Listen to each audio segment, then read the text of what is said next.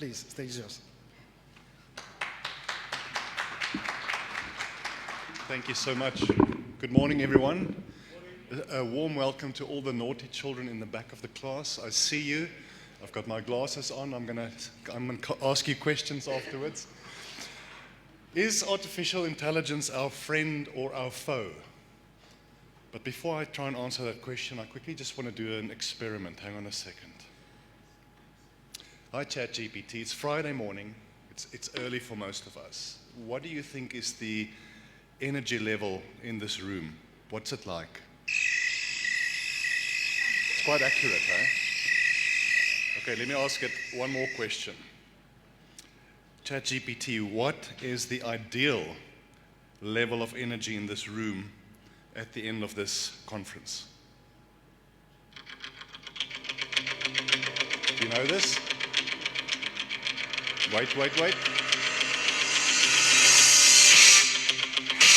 Okay. AI is amazing, isn't it? Do you know the film Rocky? Be honest with me now. How many of you, after watching that film, put on a hoodie and ran up the stairs punching the air?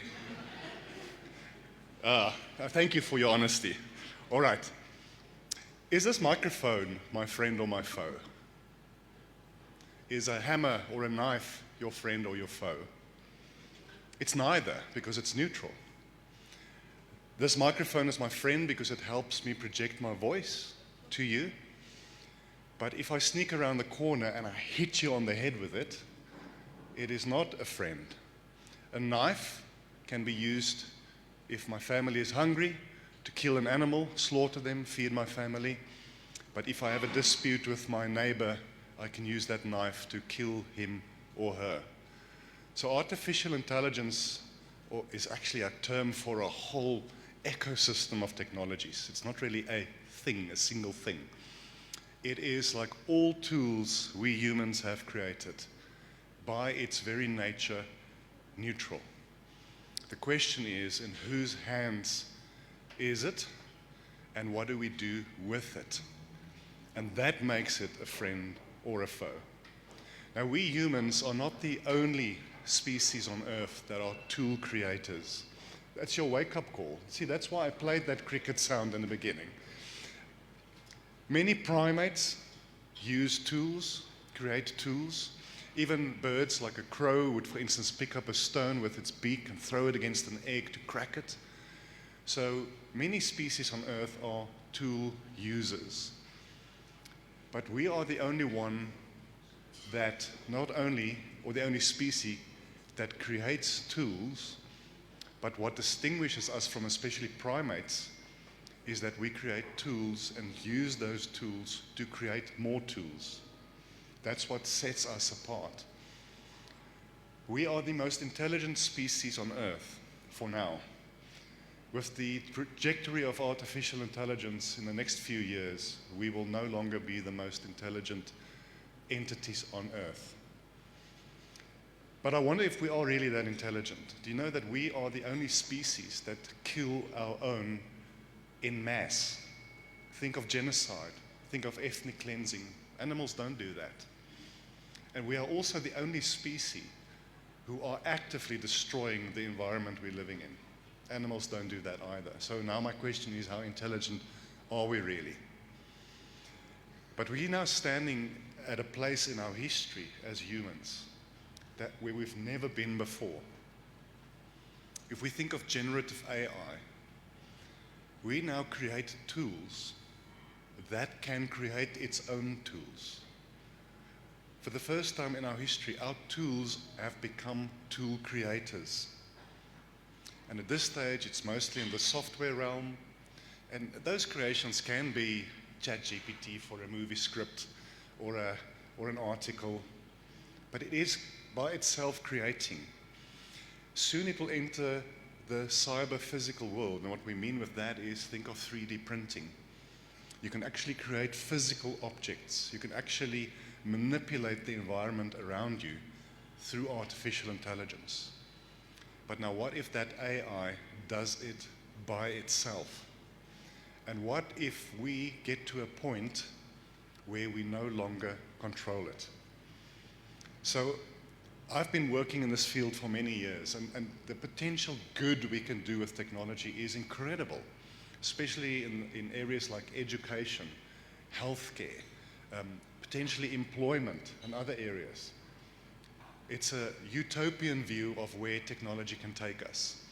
But the other side is the more dystopian view. It's about the potential job losses. Now, if you think AI is going to create more jobs than it takes away, I would really disagree with you. People typically would say, but in every industrial revolution so far, even though initially there were a lot of job losses, the net effect at the end of that cycle was that so many more jobs were created, which is true for the first, second, and third industrial revolution. It will not be true for this one. It's actually a very bad way of talking about it to call it an industrial revolution, because the rate of change is so fast at the moment that the need to upskill, to continually upskill ourselves, to pivot our careers is so huge that we will probably not, at the pace that's needed, be able to upskill people and ourselves in order to make sure that our jobs are not automated away from us. If there's one author who I encourage you to read, if you haven't already, his name is Yuval Noah Harari. He wrote books like Homo Deus, it's Latin for man-God, or human God, where he posits that we are becoming more and more God-like, whatever that means. Maybe it's because of the power, the intellect, etc., because of AI. Books like 21 Lessons for the 21st Century. Sapiens is probably his most famous book. And Harari talks about the fact that we are creating what he calls the useless class. What if most jobs that we do become automated? What if the most part of our planet, most of the people around us, including us, can no longer find work because the technology can actually do that work for us? Can you imagine the societal challenges we will have? The incredible things that will happen on this planet when most people on Earth are not able to earn an income. We see what happens in natural disasters when there's flooding or earthquakes. It's almost like it brings out our most primal instincts. One of the quotes I love to use, and I really can't remember who said this, the quote is, "In every man or woman, there is a pagan waiting to come out." So no matter how nicely we are dressed today, how smart we are, how nicely we eat, we've been taught by our parents to hold a knife and fork, we are really quite incredible. But I tell you now, Jack, do you have kids? So if it's between my child eating tonight and your child, do you know what will happen? I'll make sure my child eats. And if it means I must use that neutral tool, the knife, to make sure that my child eats and not yours, that's what happens in natural disasters. So will we get to a point in our world, because of this massive change and because we are being out-automated, that we will de-evolve, so to speak, where we will become the primal creatures that we really are? Now, I know this is not a talk that's going to excite you. We will most likely not get to the eye of the tiger kind of energy level, but it's something we need to think about.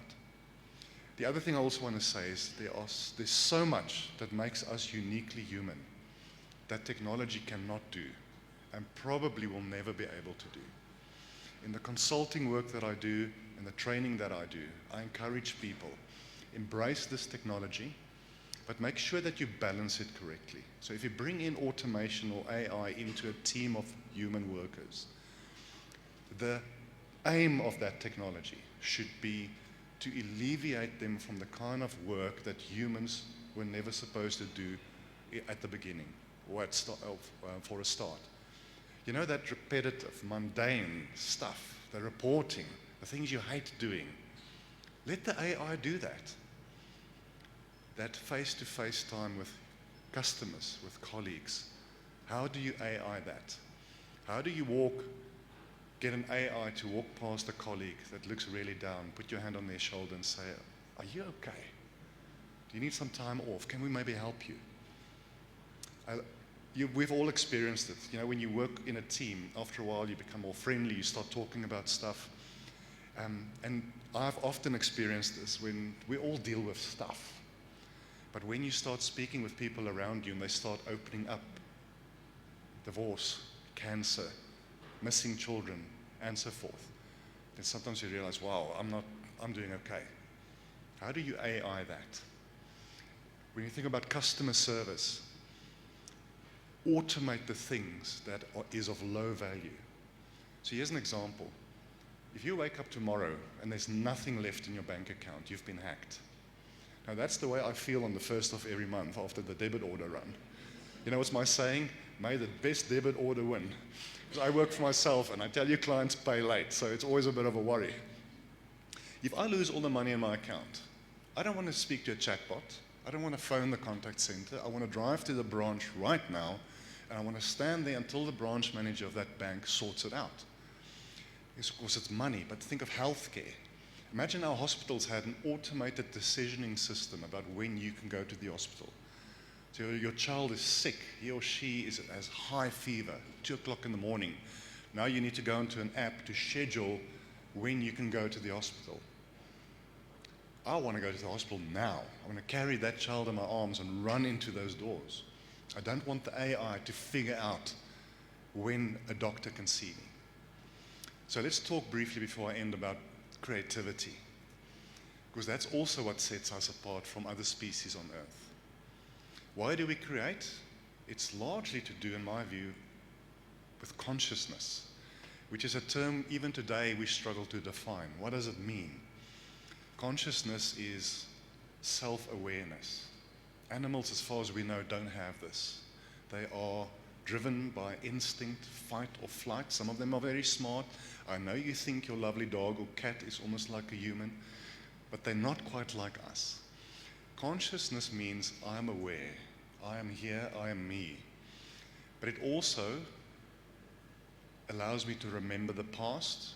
Animals do remember the past to some extent. I mean, if you keep on slapping your dog on the side of the head when they eat a certain thing, of course they will not do that anymore. But we can also imagine the future. No other species on Earth can imagine a world that doesn't exist. That's why we write books, create businesses, do things, because you think about something that's not there yet. That's the creative arts as well. That is what makes us godlike in some extent, is the ability to create something out of nothing. If I have a piece of paper here and you give me a pen and I just scribble something, there's a very large statistical probability that I'm going to scribble something that has never existed before. In that exact form that I've just scribbled, there's a good chance no one has ever done exactly that. It's that blank piece of canvas. It's that document that's blank and you need to write something. You need to get it out from inside of you. And we all have creative abilities, but some of us are gifted. I don't know why. I don't know from an evolutionary point of view why. And Jack, you're probably a heck of a lot more creative than I am. Is it because you were dropped as a child, or what? What's the reason? More than once. It's that creative spark. It's that thing in you that the world needs. And this is what I want to leave you with. We have a moral responsibility to give to the world what has been placed in us. What does that scripture say? To whom much is given, much will be expected from. Give to the world what is in you.